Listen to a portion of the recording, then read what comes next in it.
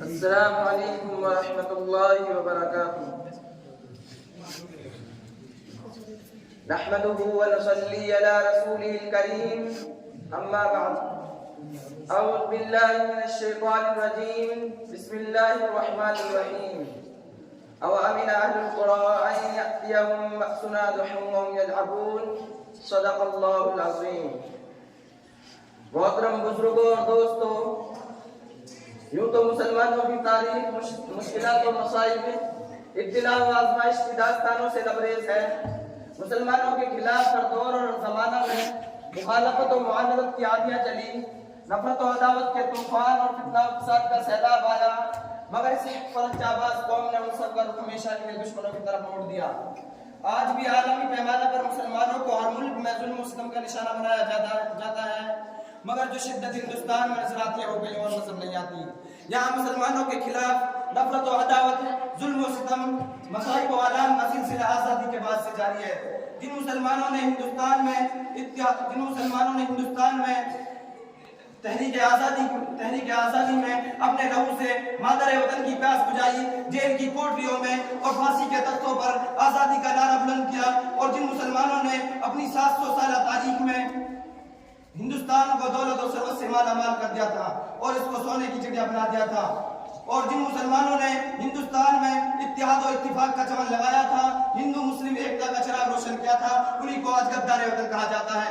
उनको फसादात की आग में झोंक दिया जाता है और बेगुनाह मुसलमानों को सलाखों के पीछे डाल दिया जाता है और दहशतगर्दी का इल्जाम थोपा जाता है।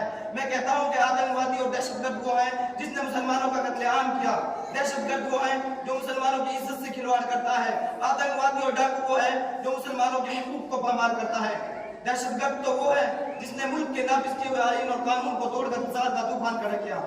क्या मिला हमें आजादी के बाद? गुजरात के जलते हुए मकानात, अमृतसर के जलते गिरोरात, जमशेदपुर की जलती हुई तरफ की लाशें, हैदराबाद की पुणे मुजफ्फरनगर का दिल दहला देने वाला हादसा और बाबरी मस्जिद की शहादत और सितम वाला इस्लाम के हुआ क्या हमें गैर मुल्की कहकर उनकी मदद करने की कोशिश की जाती है।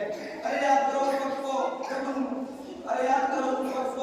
तुम अंग्रेज की जूतियां साफ कर रहे थे और गुलामी का तौर तुम्हारी गर्दन में पड़ा हुआ था और ये मुल्क हिंदुस्तान आजादी के लिए तरस रहा था। तो उस वक्त इस मुल्क की गोद में परवरिश पाने वाला कोई मालिक का नाम की जरूरत नहीं कर सकता था।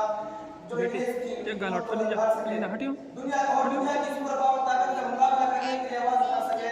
देखो हमारी आजादी को जिसने सबसे पहले आवाज उठाई थी वो शेर दिल इंसानियत का मसीहा शाह अब्दुल अजीज था।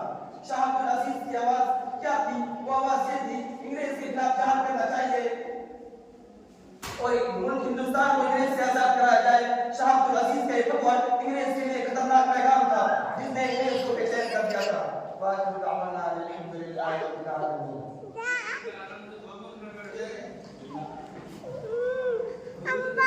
हट बेटे इतना